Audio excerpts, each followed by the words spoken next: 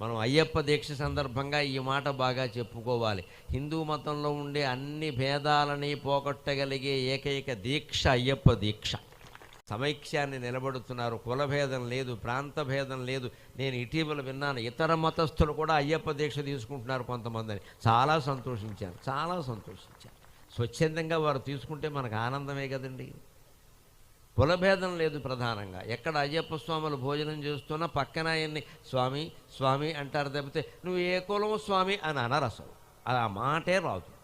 ఎటువంటి భేదము లేకుండా 4 మెతుకులు నీ పక్కన కూర్చుని తినడానికి దిక్కుమాలిన కులం అడ్డమైతే ఈ అధవ కులం తీసుకెళ్లి గంగలో బారేద్దామని అందరికీ చెబుతున్న దీక్ష అయ్యప్ప దీక్ష.